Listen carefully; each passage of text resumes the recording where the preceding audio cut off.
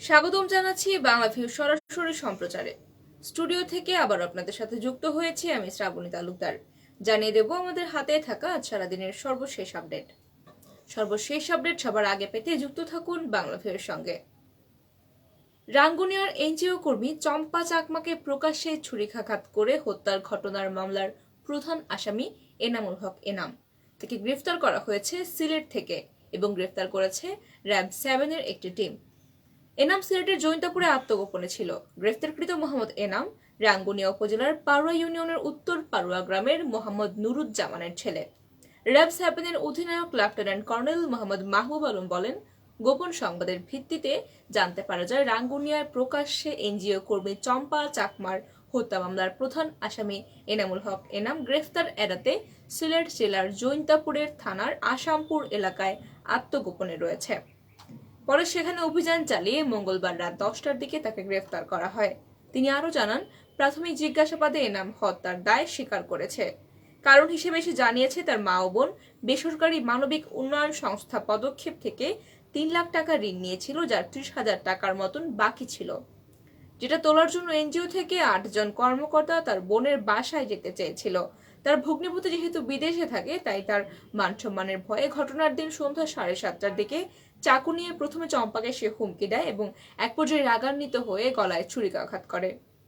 হত্যার পর পাহাড়ি বনে একদিন আত্মগোপন করে থেকে চট্টগ্রাম, রাঙামাটি, পতেঙ্গা, চকবাজার এলাকা হয়ে ঢাকার পোস্তগোলা এবং সর্বশেষ সিলেটের জৈন্তাপুরে এসে সে আশ্রয় নেয়। জৈন্তাপুরে সে দৈনিক 200 টাকা বেতনে হোটেলে কাজ শুরু করে। পরবর্তী আইনানুগ ব্যবস্থা গ্রহণের জন্য সংশ্লিষ্ট থানায় হস্তান্তর করা হয়েছে তাকে। উল্লেখ্য, গত 5 মার্চ রাত 8টার দিকে অফিস কাজ শেষে বাসায় যাওয়ার সময় এনজিও কর্মী সপ্তর্ষি চাকমা সহ বের হয়েছিলেন ওই এনজিও কর্মী। সেখান থেকে দাঁড়িয়েছিল ঘাতক এনাম এবং ঋণের কিস্তি দেওয়াকে কেন্দ্র করে দুজনের মধ্যে এক বাকবিতণ্ডার সৃষ্টি হয় এবং এক পর্যায়ে চম্পা চাকমাকে পিছন থেকে ছুরিকাঘাত করে সে এবং তাকে উদ্ধার করে উপজেলা হেলথ কমপ্লেক্সে নিয়ে গেলে কর্তব্যরত চিকিৎসক মৃত ঘোষণা করেন এবং এই ঘটনায় ওই দিন রাতে নিহত চম্পা চাকমার বোন জামাই সোহেল চাকমা বাদী হয়ে রাঙ্গুনিয়া থানায় হত্যা মামলা দায়ের করেন এবং মামলায় একমাত্র আসামি করা হয় মোহাম্মদ এনামুল হক এনামকে। চম্পা চাকমা রাঙ্গামাটির বন্দুকভাঙ্গা ইউনিয়নের 2 নম্বর ওয়ার্ডের শান্তিময় চাকমার মেয়ে এবং তিনি বেসরকারি একটি এনজিওতে কাজ করতেন যার নাম পদক্ষেপ।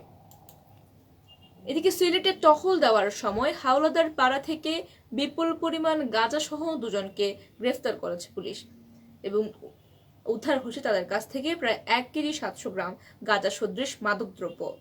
2 জন মাদক ব্যবসায়ীকে আটক করেছে জালালাবাদ থানা পুলিশ। সোমবার সকাল 7টায় রাজীব মোহন দাসের নেতৃত্বে হাওলাদার পাড়া থেকে এই 2 জনকে আটক করা হয়।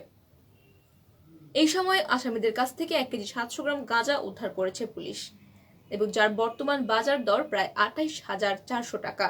জালালাবাদ থানার অফিসার ইনচার্জ নাজমুল হুদা বিষয়টি নিশ্চিত করেছেন এবং তিনি বলেছেন, 2 জন আসামিকে মাদক মামলায় আটক করা হয়েছে এবং তাদের বিরুদ্ধে থানায় এজাহার করা হয়। এই বিষয়ে জালালাবাদ থানায় মামলাও করা হয়েছে এবং পরে আটককৃতদের আদালতে প্রেরণ করা হয়। সুপ্রিয় দর্শক শ্রোতা, এই ছিল আমাদের হাতে থাকা এবারের আপডেট।